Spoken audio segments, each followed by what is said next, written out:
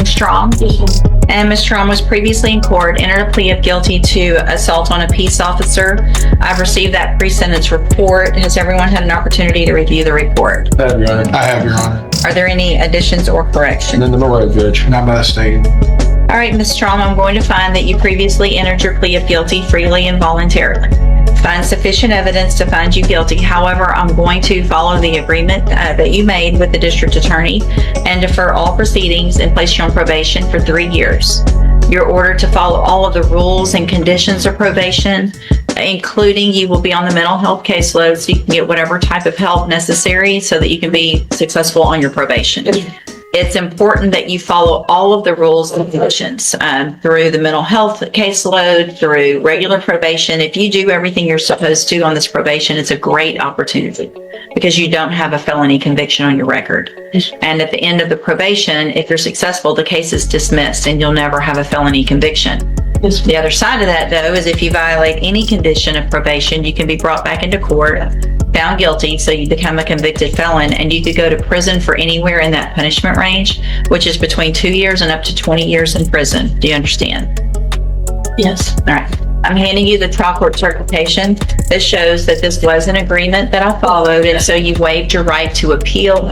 If you'll just have a seat here in the courtroom, watch for probation. She's going to call you up when she's ready to go over your paperwork. I can look in. Yes, yeah, no fine. Want to try again on the last time you used methamphetamine? I've struggled with daily use for a long time, Judge, so. What? I've struggled with daily use for a long time. It's something, I didn't know how to answer that question.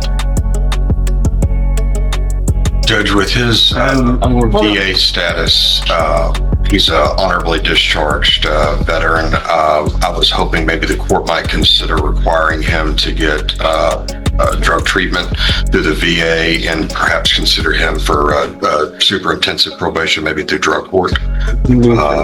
Sir, stop talking over your lawyer. Yes, ma'am. To maybe help him with his addiction issues. Well, here's where I am. He was already on probation in 2018 for 2 offenses, a burglary of a building and a possession of a controlled substance. Went through the veterans program, including inpatient treatment referral, was revoked on both of those and received prison. The only way I will go along with this is it's going to be safe P going into custody today. we're not taking, there's no reason, number one, on paper for him to really be eligible for probation. Your attorney's done a great job, but if you can't kick the habit, then you're going to get more than just outpatient treatment through the VA. That's already happened. So if obviously any condition of probation is up to the court anyway, and so we can go forward at this time unless anybody has any reason not to go forward with sentencing. I'm okay with proceeding now. Okay, good.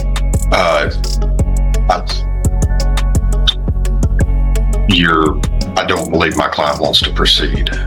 Well, so here's the thing, Mr. Street. The conditions of you've already agreed to probation.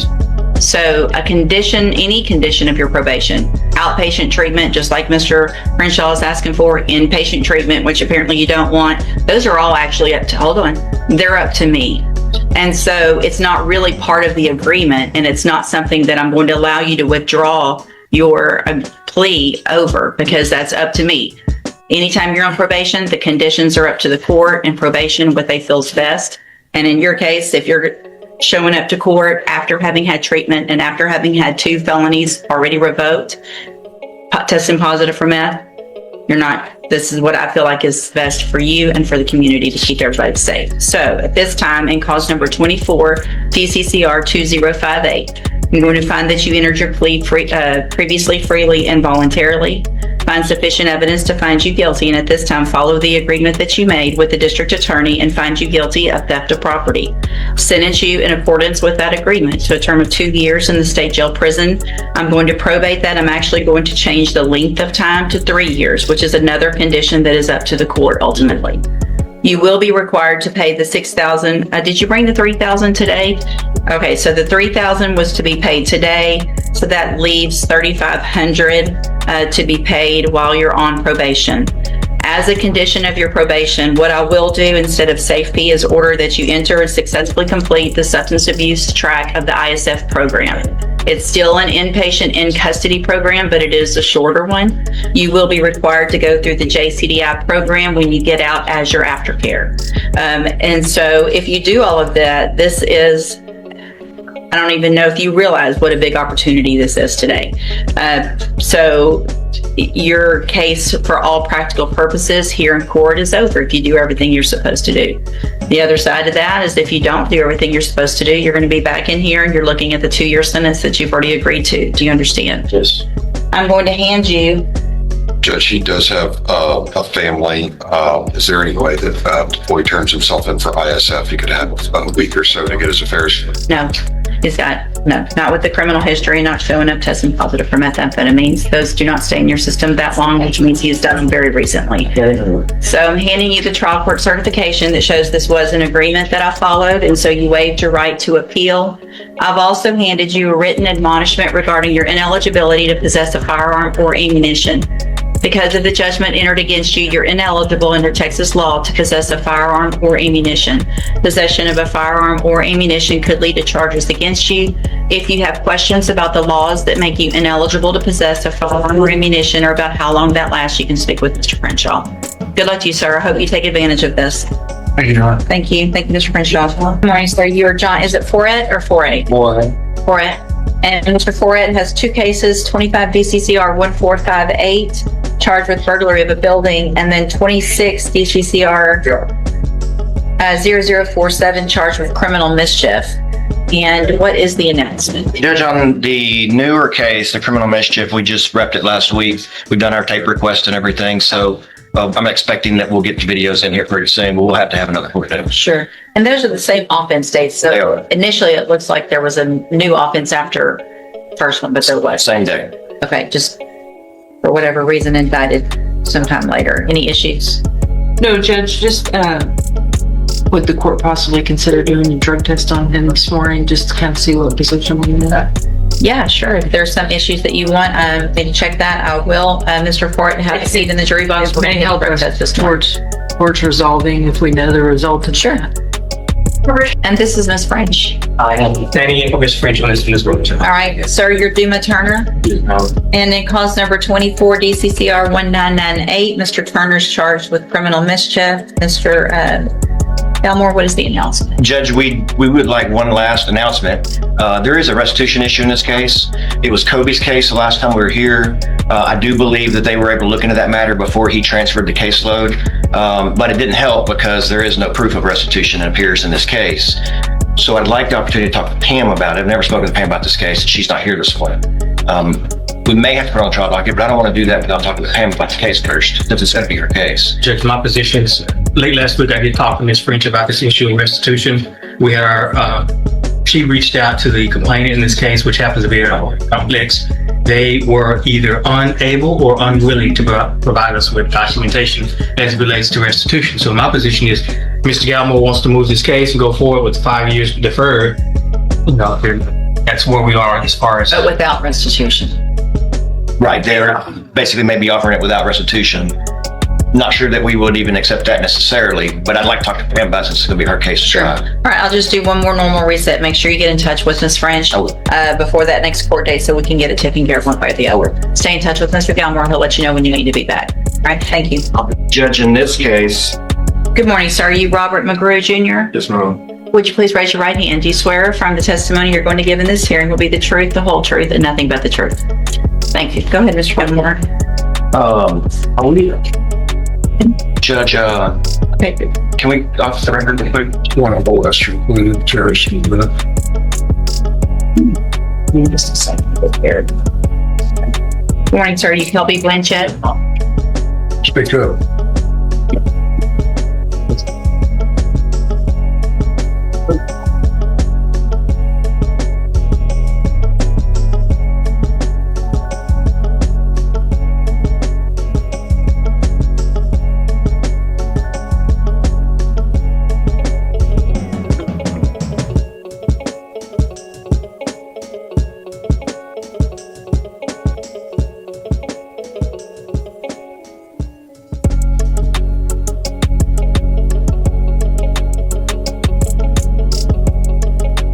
Right, and will he waive the formal reading of the indictment? So way.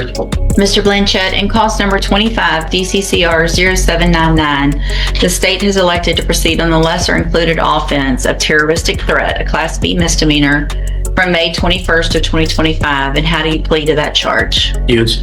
Are you pleading guilty freely and voluntarily? Yes. And are you pleading guilty because you actually did what they've charged you with? I have here on the tablets some documents that have your signature on them that the state has marked as exhibit number 1. Before you signed these, did you go over them with Mr. Kimler? Yes, ma'am. Do you fully understand them? Yes, ma'am. And do you understand, if I follow the agreement that you've made with the district attorney, that you'll be waiving or giving up any right to appeal? Yes, ma'am. And it looks like the agreement that you've reached is for a 2-year deferred probation. There would be a $500 fine, and you would be required to follow all of the rules and conditions of probation. Is that your understanding? Yes, ma'am. And are you a U.S. citizen? State tenors number 1. No, Judge. It's admitted. Is there any evidence that Mr. Blanchett is not competent? Believe it, sir. I'll have it observed. All right, sir, I'm going to find that you entered your plea of guilty freely and voluntarily. Find that you're mentally competent and you understand the nature and the consequences of your plea. Find sufficient evidence to find you guilty. However, I'm going to follow the agreement that you made with the district attorney and defer all proceedings, place you on probation for 2 years. You're ordered to pay that $500 fine and to follow all of the rules and conditions of probation. If you do that, this is an excellent opportunity because you don't have this on your record and the conviction on your record. And at the end of the probation period, if you are successful, the case will actually be dismissed. You'll never have the conviction. The other side of that, however, is if you violate any condition of probation, you can be brought back into court, found guilty of the offense, and sentenced to jail for up to 6 months. Do you understand? Yes, ma'am. I'm handing you the trial court certification that shows that this was an agreement that I followed, and so you've waived your right to appeal. You need to have a seat here in the courtroom. Probation will call you up to her desk when she's ready to go over your paperwork, and she's sitting at that desk right over there. So watch for her to call your name, okay? Good luck. Good morning. Are you Wayne Cummings? This is 18-29640. It's a motion to revoke probation. And what is the announcement? First, Judge, in this case, all the allegations are from the arrest and pending case in Orange County. I think we draw the list that we said it hasn't been brought to the Orange County District Attorney's Office yet. Okay. So All right. I checked this morning. They haven't received it yet.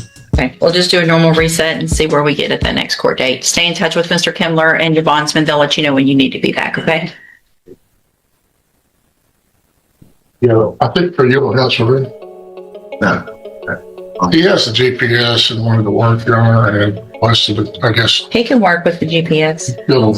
I'm not gonna, just based on what I know right now, the next court date, we'll see where we are if there's nothing with that one, but apparently that's had something to do with,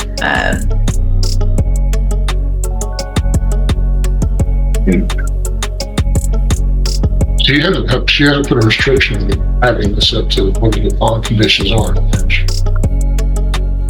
Actually, she said the drive was allowed. All right, so you can't, that's a condition of your volunteer that you can't do it. so I think part of my concern was the time of the arrest. Was it 4:15 in the morning in Orange, which was, I don't think he had permission to be in Orange. So, I'm trying to look and see where. Here we go. I set a bond. Mr. Kimler sent something in. I set that bond, and that have a GPS, cannot drive any vehicle, remain in Jefferson or Orange County, Where are you working? and have a handheld. Do you have the handheld breathalyzer? Okay.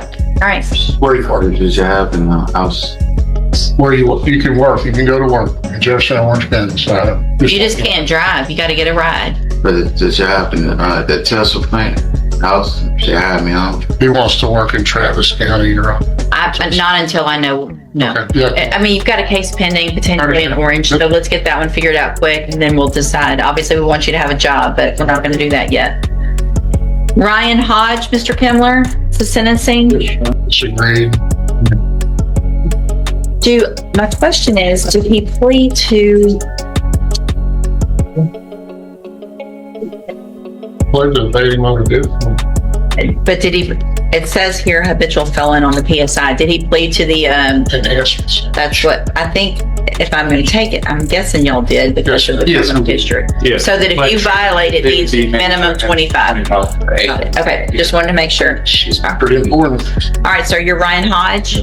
This is 24 DCCR 1167. Mr. Hodge was previously in court, entered a plea of guilty to evading arrest or detention with the use of a motor vehicle, pled true to prior offenses, making this, for punishment purposes, a habitual offender punishment.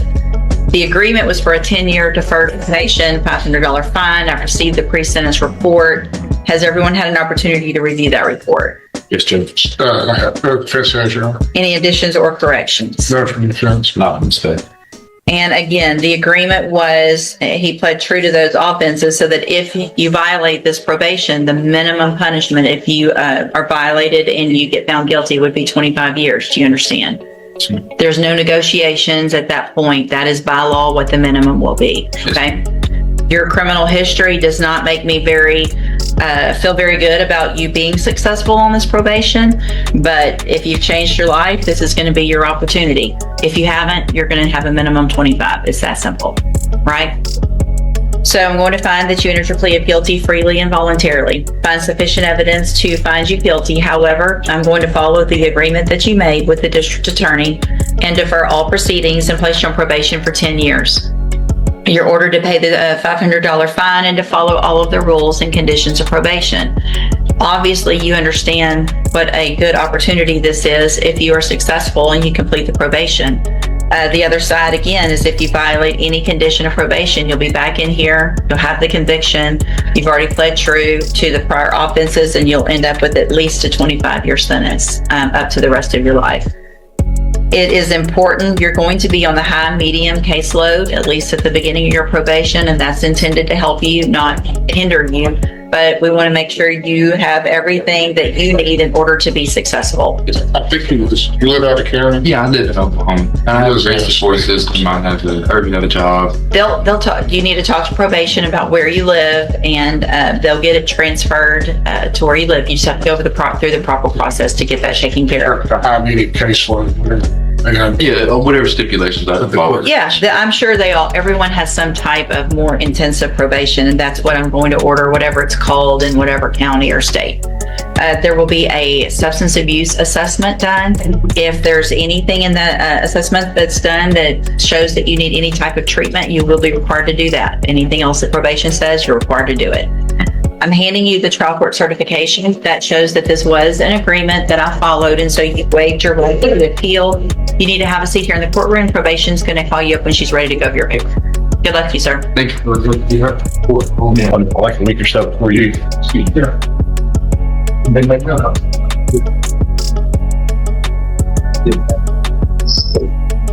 Good morning. Are you Kyra Rogers? No. And will your client waive the formal reading of the indictment? Yes, Your Honor.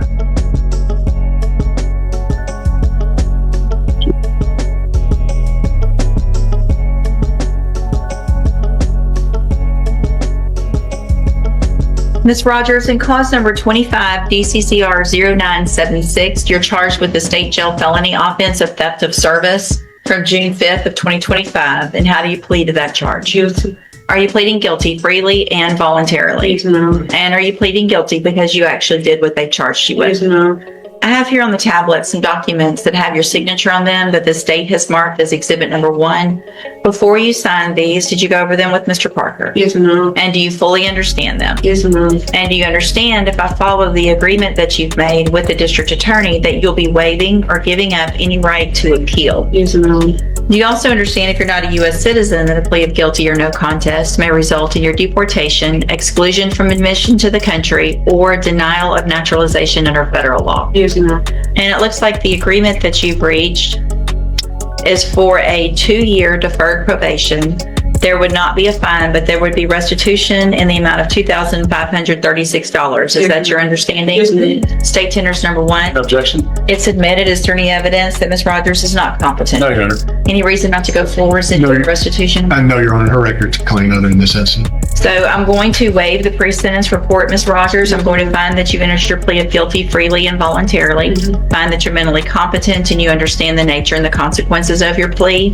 Find sufficient evidence to find you guilty. However, I'm going to follow that agreement that you made with the district attorney. Defer all proceedings for 2 years, so you'll be on probation for 2 years. You're ordered to pay $2,536 in restitution and to follow all of the other rules and conditions of probation. Okay. If you do that, this is a great opportunity because you don't have a felony conviction on your record. Yes. And if you successfully complete the probation at the end, the case is actually dismissed and you'll never have that conviction. Okay. The other side of that, though, is if you violate any condition of probation, you can be brought back into court, you could be found guilty, and you could go to the state jail prison for between 6 months and up to 2 years. Okay. You understand? Yes, ma'am. Also, it is very important. 2 years seems like a long time potentially to pay off that money, but it's going to go by pretty quickly. Okay. I want you to start making payments immediately. Even if it's a little bit, it'll add up. Because what can happen is if you don't make payments on that, and at the end of your probation period, I find that you could have paid, you could do 2 years of probation and still be revoked for not paying it. Okay. So make sure you get that paid, okay? Yes, ma'am. All right, if you, I'm handing you the trial application. This was an agreement that I followed, and so you waived your right to appeal. You need to have a seat here in the courtroom. Probation's gonna call you up to her desk when she's ready to go over your paperwork. She's at that desk right there, so kind of pay attention for her to call your name, okay? Okay. All right, good luck to you, ma'am. Thank you, Your Honor. Thank you. Mr. Parker, you have the sentencing on Allison Strong. Mr. Parker, you got Lisa White. Got our plea, we're gonna, Let's get Lisa White. she's here. In cause number 25 DCCR 0923, Ms. White is charged with aggravated assault with a deadly weapon. And what is the announcement? Judge, I'm having issues with contact with the complainant. I'd ask for one reset. Well, I've been able to issue a subpoena and do a bailiff's call there. Okay, sounds good. We'll do a normal reset for that. Ms. White, stay in touch with your attorney, with your bondsman. They'll let you know when you need to be back. All right, thank you. You're free to go. Thank you, Ms. Thank you. Note that note on the reset. So Mr. Foray tested positive for THC, cocaine, methamphetamines, amphetamines, and benzodiazepine. So obviously, there was some information that Ms. Malfino had that I did not as to why we should test, but there's something going on here. And that's clearly a violation of the bond in both of the cases. I'm going to find that you have violated the bond conditions in cause number 26 DCCR 0047. Raise your bond in that case. Let me see what it's set at. Give me just a second.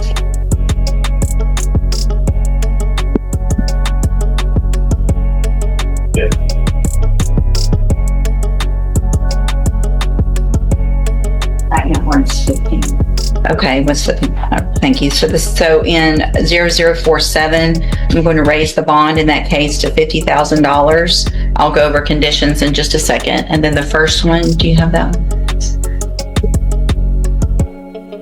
Clause number 25, DCCR 1458. Raise the bond in that case to $25,000. Condition in each of those, a bond in each of those cases, if you make those bonds, is that you have a drug patch on at all times. You will have to have a drug patch within 24 hours of your release from custody. They get changed every 2 weeks. If they test positive when you get out, it's a violation, and obviously your bonds will go much higher. Do you understand? Yeah. Okay. All right, you can go back with the bailiff. Morning.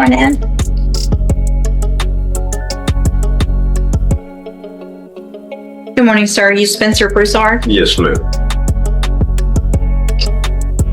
And Mr. Broussard was previously in court and cause number 25 DCCR 1442, entered a plea of guilty to aggravated assault with a deadly weapon.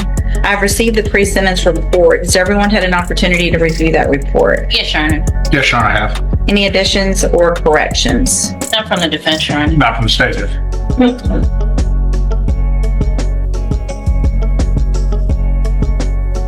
I guess I have a little concern because Mr. Broussard, you stated this was all just a setup, which makes me a little concerned that you're not taking responsibility for your part in what you pled guilty to. And so it's important, obviously, if you pled guilty, I asked you some specific questions. If you're pleading guilty freely and voluntarily, and if you plead guilty because you did what they charged you with. Yes. So did you do what they charged you with? Yes, ma'am. Okay. Any reason not to go forward? No, Your Honor. No, Your Honor. All right, then at this time, I'm going to find, Mr. Broussard, that you entered your plea of guilty previously, freely, and voluntarily. Find sufficient evidence to find you guilty. However, I'm going to follow the agreement that you made with the district attorney and defer all proceedings and place you on probation for 5 years.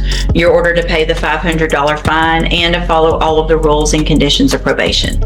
If you do that, this is an excellent opportunity because you do not have a felony conviction on your record. And if you successfully complete the probation, at the end, the case is actually dismissed and you'll never have a felony conviction on your record. Violate any condition of probation, you can be brought back into court, found. Right from the start, you can feel the tension inside this courtroom. Every word spoken over the next few minutes could influence the defendant's future, and Judge Raquel West is paying close attention to every detail. This is where the hearing becomes especially important. The judge isn't just looking at today's charges, she's carefully weighing the defendant's history, credibility, and whether another chance is truly deserved. Notice how the courtroom suddenly shifts in tone. What seems like a routine exchange could become the deciding factor that shapes the judge's final sentencing decision. This moment often separates successful defense arguments from unsuccessful ones. Every explanation matters, but the judge must also consider accountability, public safety, and the defendant's past actions. Before we hear the final ruling, let us know in the comments, if you were the judge, would you grant probation or impose a prison sentence based on everything you've heard so far? Everything has led to this moment. After reviewing the evidence, criminal history, and both sides' arguments, Judge Raquel West is about to deliver the decision that will determine the defendant's future. Let's hear the final ruling.